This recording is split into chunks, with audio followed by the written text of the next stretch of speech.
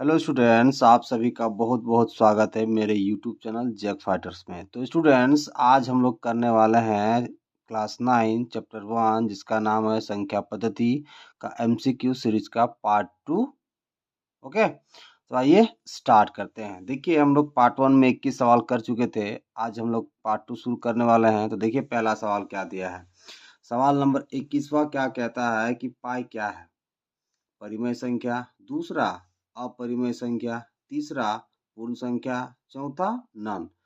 तो देखिए, पाई का जब वैल्यू निकाला जाता है, ओके, पाई का जब वैल्यू निकाला जाता है तो दशमलव के कितने अंकों तक आएगा ये अभी तक निश्चित नहीं हो पाया है। इसलिए पाई को क्या माना गया है बताइए? अपरिमेय संख्या। पाई को क्या माना गया है? अपरिमेय। तो मेरा कौन सा ऑप्शन करेक्ट होगा बताइए? ऑप्शन नंबर बी करेक्ट होगा। ओके, देखिए सवाल नंबर 22 है मेरे सामने। सवाल क्या कहता है कि शून्य क्या है? पहला ऑप्शन है मेरे पास परिमेय संख्या, दूसरा ऑप्शन है अपरिमेय संख्या, तीसरा ऑप्शन है प्राकृत संख्या और चौथा ऑप्शन है नन।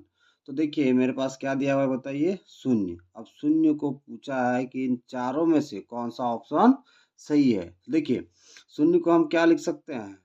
0/1। तो ये किस रूप में व्यक्त हो गया बताइए? P/Q के रूप में। और जो संख्या P/Q के रूप में व्यक्त हो जाता है वो संख्या क्या बन जाता है?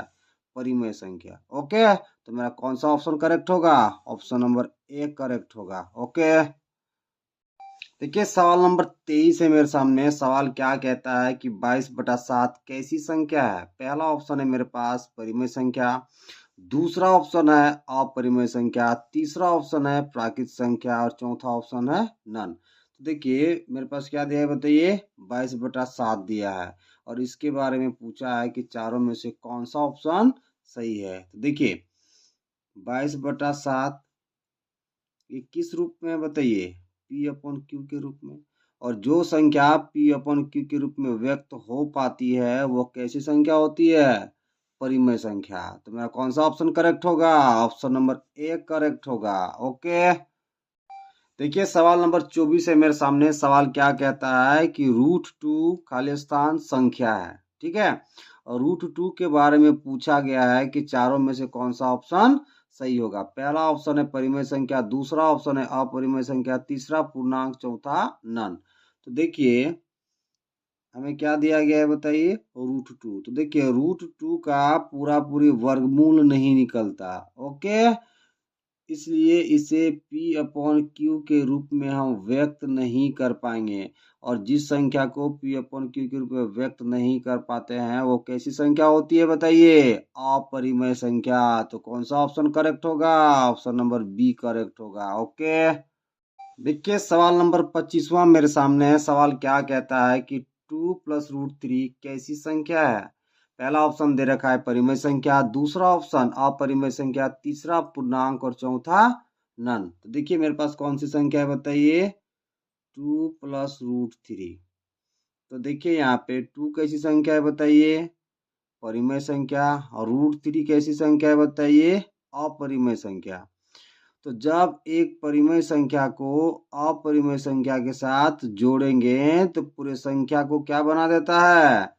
अपरिमेय। ओके, तो मेरा पूरा संख्या क्या हो जाएगा? अपरिमेय। तो कौन सा ऑप्शन सही होगा? ऑप्शन नंबर बी करेक्ट होगा। ओके, देखिए सवाल नंबर 26 है मेरे सामने। सवाल क्या कहता है कि 3 - √3 कैसी संख्या है? पहला ऑप्शन है मेरे पास परिमेय, दूसरा ऑप्शन है अपरिमेय, तीसरा ऑप्शन है पूर्णांक और चौथा नन है। तो देखिए हमें कौन सी संख्या दी गई है बताइए? 3 - √3। अब देखिए 3 कैसी संख्या है? परिमेय। और √3 कैसी संख्या है? अपरिमेय।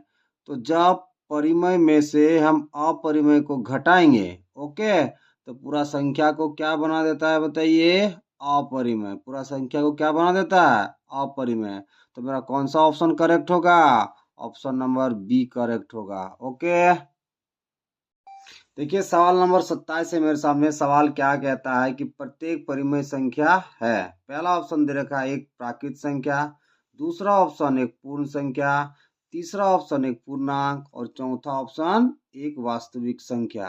तो हमें पूछा गया है कि परिमेय संख्या इन चारों में से कौन सा है। तो देखिए यहाँ पे परिमेय संख्या, पहला बात बट्टा में होता है, मतलब P अपन Q के रूप में हो सकता है, ठीक है।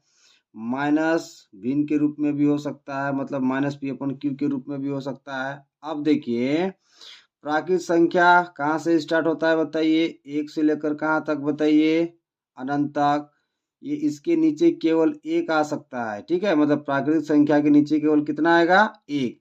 जबकि परिमेय संख्या के नीचे जीरो छोड़कर कुछ भी आ सकता है। ओके, तो परिमेय संख्या प्राकृतिक संख्या तो नहीं हो सकती। ओके, दूसरा ऑप्शन देखिए, पूर्ण संख्या कहाँ से स्टार्ट होता है बताइए, जीरो से लेकर के कहाँ तक, अनंत तक। तो इसके नीचे भी केवल कितना आएगा, एक। जबकि परिमेय संख्या के नीचे जीरो को छोड़कर कुछ भी आ सकता है। ओके, तो परिमेय संख्या पूर्ण संख्या भी नहीं होगी। ओके, अब देखिए पूर्णांक इधर जीरो से इधर प्लस इंफिनिटी तक और जीरो से इधर माइनस इंफिनिटी तक। पूर्ण संख्या के नीचे भी केवल कितना आता है बताइए, वन। जबकि परिमेय संख्या के नीचे जीरो को छोड़कर कुछ भी आ सकता है। ओके, तो परिमेय संख्या एक पूर्णांक नहीं हो सकता।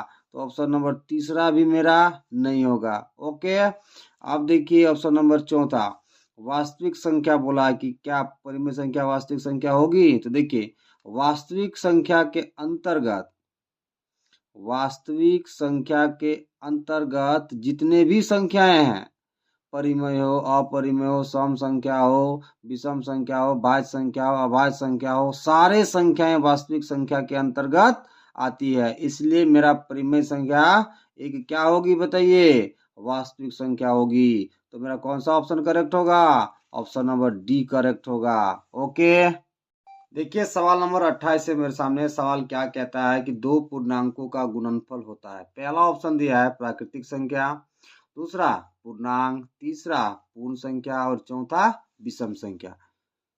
तो हमें क्या बोला गया है कि दो पूर्णांकों को गुना कीजिए और इन चारों में से कौन सा ऑप्शन सही होगा बताइए।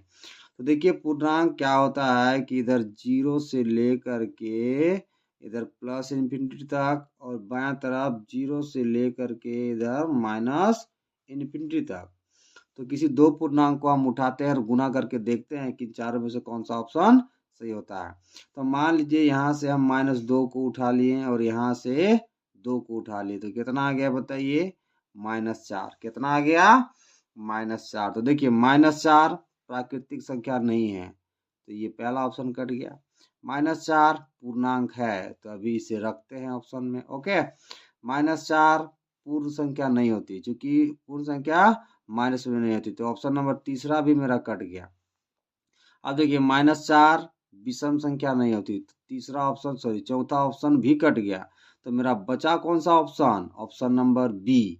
ठीक है, तो करेक्ट ऑप्शन कौन सा होगा, ऑप्शन नंबर बी। मतलब दो पूर्णांक को आप गुना करेंगे तो आपको क्या मिलेगा, पूर्णांक ही मिलेगा। और एग्जाम्पल लेकर के आप देख सकते हैं, ठीक है, आपको पूर्णांक ही मिलेगा। ओके, देखिए सवाल नंबर 29 है मेरे पास। सवाल क्या कहता है कि एक अपरिमेय संख्या का दशमलव प्रसार होता है। मेरे पास ऑप्शन है, पहला अनौसानी अनावर्ती, दूसरा अनौसानी आवर्ती, तीसरा शांत और चौथा नन। तो देखिए पहले दशमलव प्रसार के बारे में समझ लेते हैं, फिर आते हैं ऑप्शन में। ओके, तो देखिए दशमलव प्रसार को पहले दो कैटेगरी में बांटा गया है। कितना कैटेगरी में बताइए, दो कैटेगरी में, है ना। अब वो कैटेगरी कौन सा है आइए समझते हैं। ओके, देखिए पहला है शांत, ठीक है, और दूसरा है बताइए अशांत। शांत में वो आता है जिसमें दो संख्या में से जब हम एक संख्या को दूसरे संख्या से भाग देंगे, ओके, तो वो पूरा पूरी विभाजित हो जाएगा। पूरा पूरी क्या हो जाएगा बताइए, विभाजित हो जाएगा। वैसे दशमलव प्रसार को क्या बोला जाता है, जिसमें पूरा पूरी विभाजित हो जाएगा, शांत बोला जाता है। ठीक है, और ये परिमेय संख्या भी होती है। कैसी होती है बताइए, परिमेय संख्या। तो ये सब याद रखना है। ओके, अब देखिए दूसरा अशांत को दो कैटेगरी में बांटा गया है। कितना कैटेगरी में बताइए, दो कैटेगरी में। पहला है अनौसानी आवर्ती। पहला क्या है बताइए, अनौसानी आवर्ती। अब इसमें कौन सी संख्या आती है, देखिए जब दो संख्या में से हम एक संख्या को दूसरे संख्या से भाग देंगे, ओके, तो भागफल में अंकों का रिपीटेशन होते रहेगा। अंकों का क्या होगा बताइए, रिपीटेशन होते रहेगा। जब तक हम भाग देंगे ना तब तक अंकों का क्या होगा, रिपीटेशन होते रहेगा। इसलिए हम इसको किस रूप में लिखते हैं, बार के रूप में। बार का मतलब क्या, कि अंकों का क्या हो रहा है बताइए, रिपीटेशन हो रहा है। जैसे एग्जांपल लिए हैं 1.313131 देखिए यहाँ पे अंकों का क्या हो रहा है, बार बार रिपीटेशन, तो इसको बार के रूप में लिखा जाता है जब अंकों का क्या होता है बताइए, रिपीटेशन।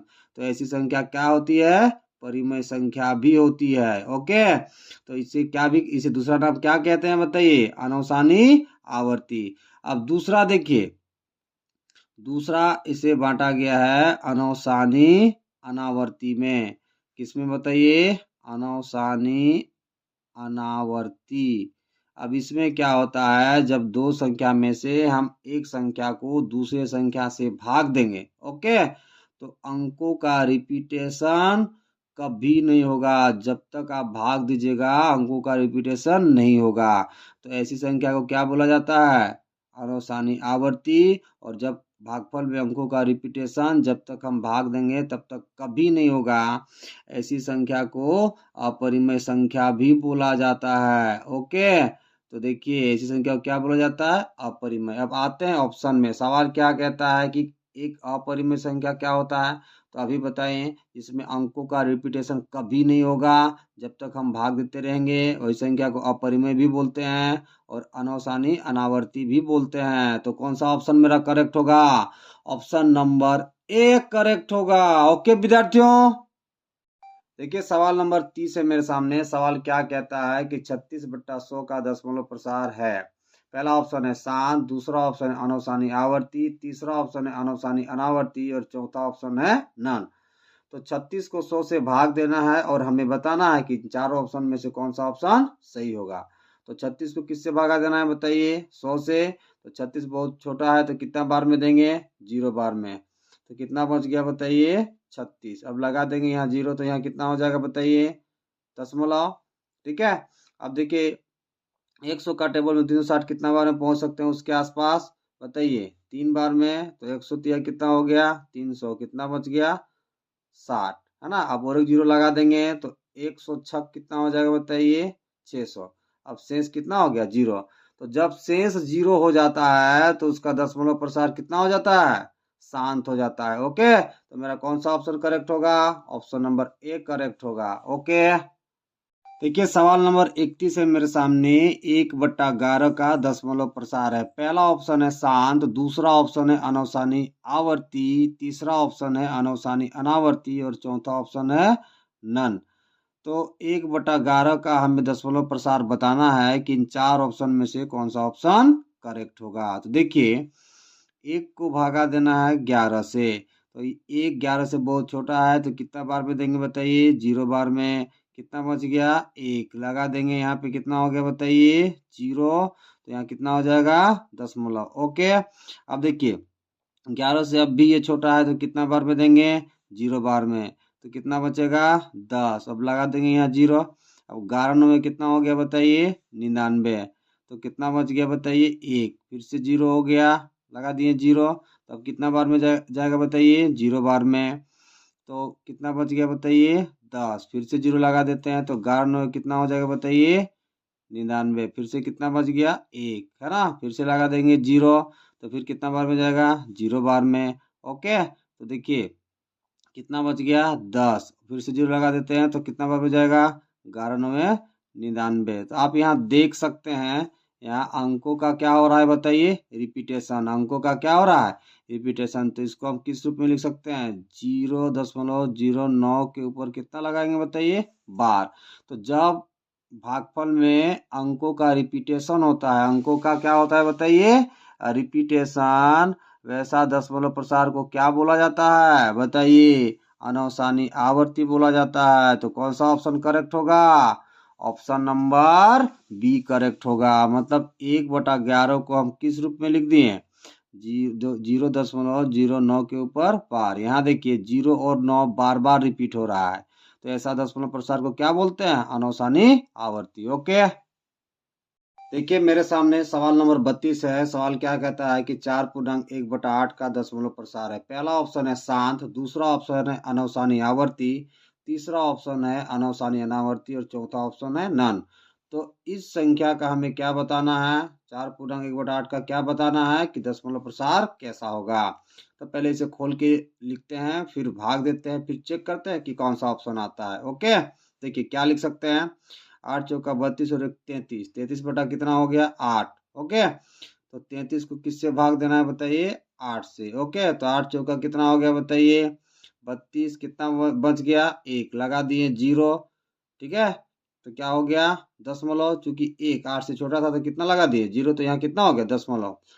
अब 8 एकम कितना हो गया बताइए? 8, कितना बच गया? 2।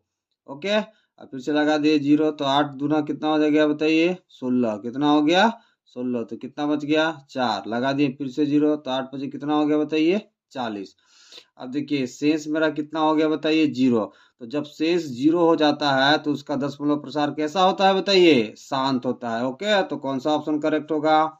ऑप्शन नंबर ए करेक्ट होगा। ओके, देखिए सवाल नंबर 33 है मेरे सामने। सवाल क्या कहता है कि निम्न में किसका दशमलव प्रसार शांत होगा। पहला ऑप्शन है 10/3, दूसरा ऑप्शन है 7/8, तीसरा ऑप्शन है 1/7 और चौथा ऑप्शन है नन।